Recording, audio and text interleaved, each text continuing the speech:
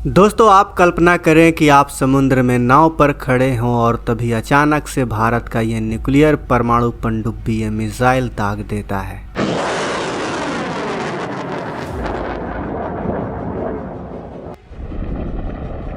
एक भयंकर मिसाइल पानी के अंदर से निकलती है जो कोई छोटी मोटी मिसाइल नहीं बल्कि यह है दुनिया के दूसरे छोर तक परमाणु स्ट्राइक करने वाली K4 मिसाइल।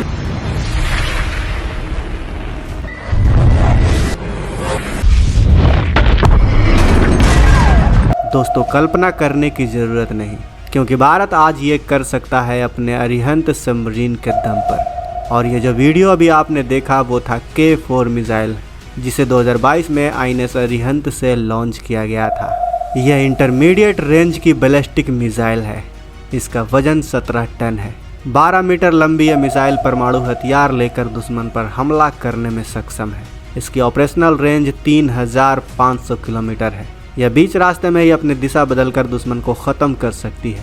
इसकी गति के बारे में खुलासा नहीं किया गया है, लेकिन इसके टक्कर की कोई भी मिसाइल पाकिस्तान के पास नहीं है।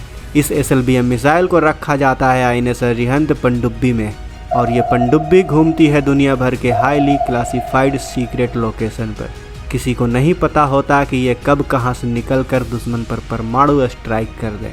ये वही पनडुब्बी है जिसके आने से भारत एक न्यूक्लियर ट्राइड देश बन गया है। लेकिन क्या आप जानते हैं कि इस INS अरिहंत को हमारे वैज्ञानिकों ने कैसे बनाया था और ये पनडुब्बी कैसे काम करती है?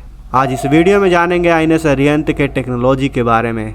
यकीन मानिए, आज के इस वीडियो में आपको बहुत कुछ नया जानने को मिलेगा। वीडियो के अंत तक बने रहें। दोस्तों, सबसे पहले तो बात करते हैं कि INS अरिहंत जैसा विशाल परमाणु पनडुब्बी पानी के अंदर और पानी के सतह के ऊपर आता और जाता कैसे है। तो इसके लिए एक बेसिक प्रिंसिपल का इस्तेमाल किया जाता है, जिसे आर्किमिडीज प्रिंसिपल कहा जाता है। आसान भाषा में समझें तो सबमरीन के अंदर बहुत बड़े बड़े टैंक होते हैं जिसमें हवा भरा रहता है। पनडुब्बी को अगर पानी के अंदर जाना होता है तो इस हवा वाले टैंक में पानी भर दिया जाता है, जिससे पनडुब्बी का वजन बढ़ने लगता है और वो पानी के अंदर डूबने लगता है। सबमरीन को जितनी गहराई में जाना होता है यह टैंक में उतना पानी भरा जाता है, और ये सब बहुत ही कैलकुलेशन भरा होता है।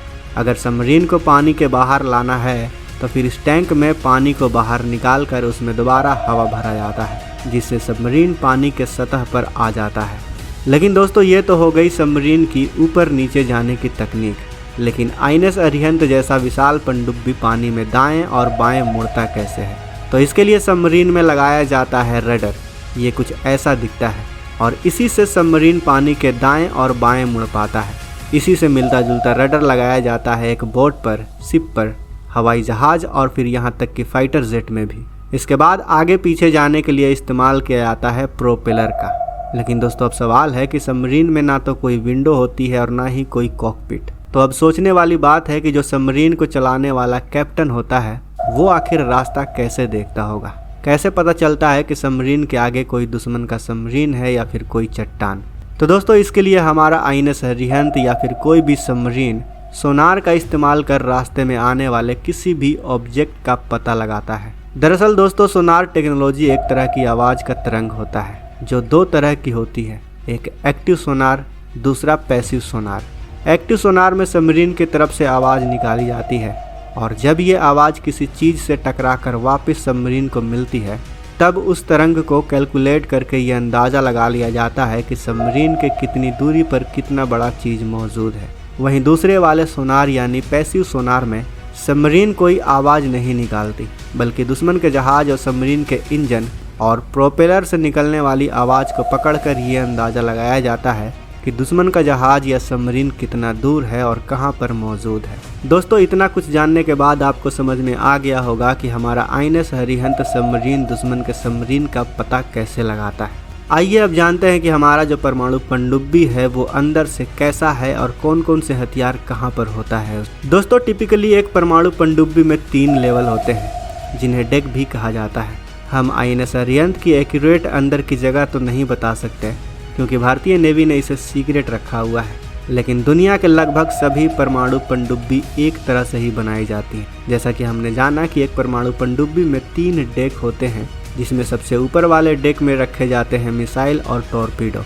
बीच वाले डेक में ऑक्सीजन टैंक होते हैं कई तरह के इक्विपमेंट होती हैं, बैटरीज होती हैं और कई तरह के सीक्रेट मशीन भी होती हैं। वहीं तीसरे यानी पीछे वाले डेक पे परमाणु रिएक्टर होता है।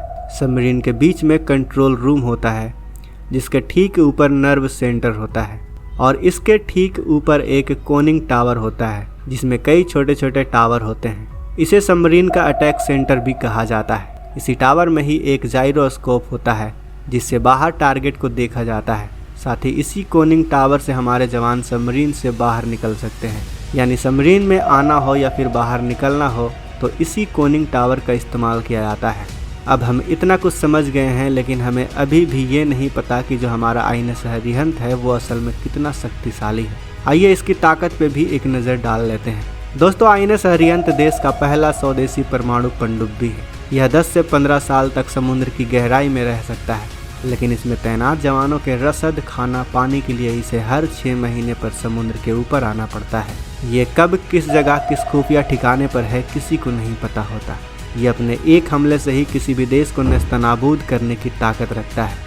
इसमें तैनात K4 SLBM मिसाइल 3500 किलोमीटर दूर तक परमाणु स्ट्राइक करने में सक्षम है। दोस्तों, आईएनएस अरिहंत को हमारे वैज्ञानिकों ने 13 सालों की कड़ी मेहनत के बाद बनाया है। इसके बनते ही भारत न्यूक्लियर ट्राइड देश बन चुका है। न्यूक्लियर ट्राइड मतलब तीनों जगहों, जल, थल और नभ, तीनों तरफ से दुश्मन पर न्यूक्लियर स्ट्राइक किया जा सकता है। इसे बनाने में भारतीय वैज्ञानिकों की 13 सालों की कड़ी मेहनत लगी है। 13 साल कम नहीं होते दोस्तों। इसलिए दोस्तों, आज हम इस वीडियो के माध्यम से उन वैज्ञानिकों के लिए इस वीडियो पे एक लाइक की आशा करते हैं। उम्मीद है आप इस वीडियो को लाइक ज़रूर करेंगे। मिलते हैं अगले वीडियो में। जय हिंद, जय भारत।